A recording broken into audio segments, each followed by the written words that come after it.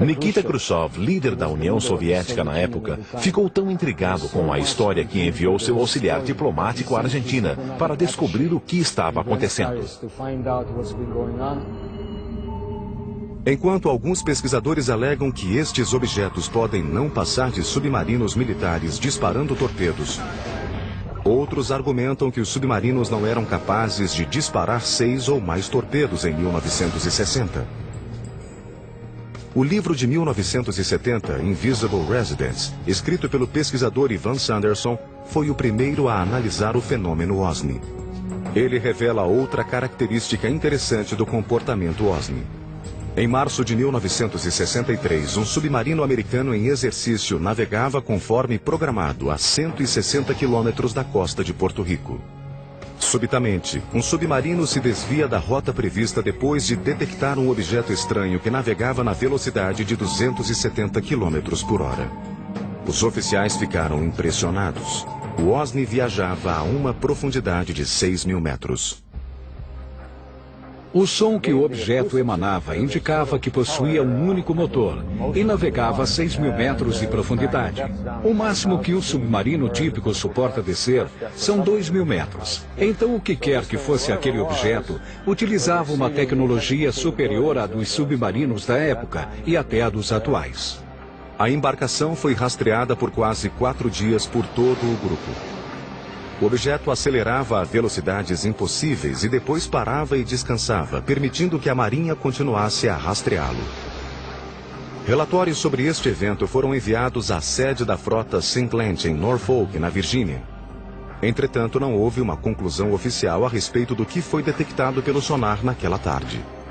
De acordo com os relatos, o sonar da Marinha perdeu o sinal da embarcação depois da meia-noite do 4º dia e nunca mais o reencontrou. Ninguém construiu uma teoria sobre como algo poderia ser tão rápido. Temos relatos sobre OSNIs entrando e saindo do mar, mas não temos nenhum dado técnico.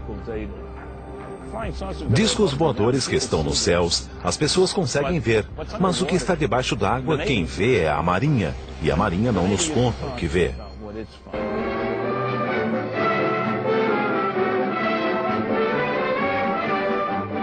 Inflando um enorme balão a bordo do navio USS Norton Sound, a Marinha se prepara para estudar os pretensos raios cósmicos no Oceano Pacífico. Esta é a novidade. Uma segunda consideração esclarece o mistério dos ditos discos voadores. São estes imensos balões de 30 metros de diâmetro, capazes de subir a 30 quilômetros de altitude, que foram confundidos com as tais naves. Dizem que em grandes altitudes esses gigantes alongados ficam planos como discos. Fim do mistério. Mas continuavam a chegar relatos ao redor da Terra. Em 11 de novembro de 1972, a imprensa internacional começa a divulgar outro caso extraordinário. Um objeto muito veloz, parecido com um submarino, foi captado pelo sonar no Fiord Sony, na costa da Noruega, e foi perseguido pela marinha daquele país por 2 semanas. Uma frota de navios e de helicópteros caçadores de submarinos foi organizada para encontrar o objeto. Em 20 de novembro de 1972, o OSNI foi visualizado pela primeira vez. Foi descrito como um objeto imenso e silencioso em forma de charuto.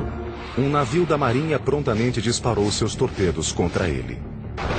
Um navio realmente o avistou na superfície e o torpedeou. Só que o objeto submergiu. Apesar de todos os artigos se referirem ao objeto como se ele fosse um submarino, ninguém identificou a embarcação. Depois de rastrear o objeto por quase 2 semanas, a Marinha executa um plano para bloquear o fiord e capturar o OSNI. Eles tentaram bloquear o fiord para que nada pudesse entrar ou sair.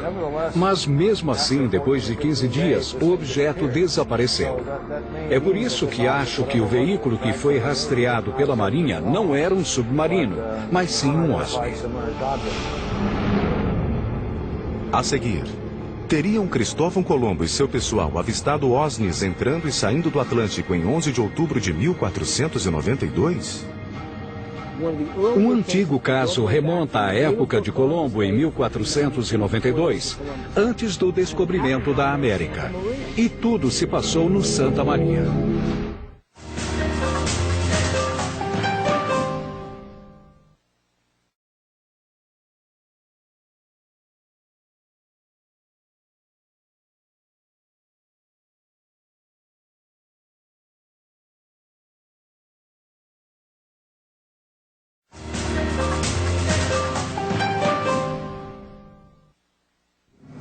11 de outubro de 1492, 22 horas, uma noite calma e quente.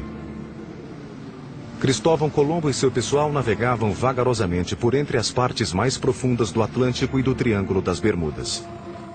Abaixo deles, a profundidade chegava a 6 quilômetros.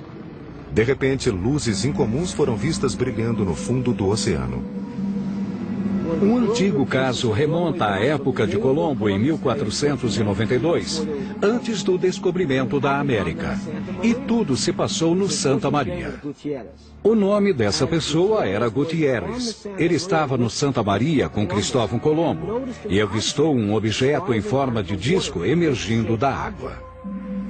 Um flash de luz com um brilho diferente de tudo o que se conhecia na época subitamente saltou do mar em direção aos céus, assustando Colombo e sua tripulação de 120 pessoas, distribuídas na frota espanhola de 3 navios. Em menos de 5 horas depois, eles viriam a descobrir o Novo Mundo.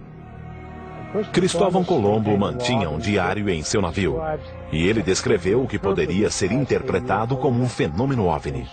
O que eles viram, de acordo com o que está escrito, foi como a chama de uma vela que subia e descia durante a noite. Não tinha como ser uma fogueira na costa, pois estava muito além do horizonte. Este possível incidente OVNI é mais do que uma lenda. Pela primeiríssima vez, o texto original do Diário de Colombo foi disponibilizado para o History Channel pelos arquivistas da Universidade Fordham, que detém uma cópia rara, escrita à mão, do diário. O acontecimento de 11 de outubro de 1492 não foi o único.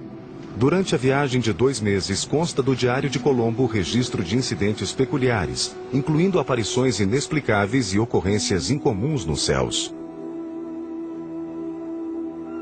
A seguir, uma anotação de 10 de setembro de 1492, na metade do caminho da viagem. A tripulação do Nina afirma que avistou 2 tipos de pássaros. Mas estas aves nunca se afastam mais do que 25 léguas da Terra. Anotação de 11 de setembro de 1492. Avistei um grande fragmento do mastro de uma embarcação de aproximadamente 120 toneladas, mas não consegui içá-lo. Registros de 17 e 20 de setembro indicam que estrelas ou outras luzes desconhecidas moviam-se nos céus. Uma estrela saía de seu lugar, mas os outros pontos brilhantes não. E a infame anotação de 11 de outubro.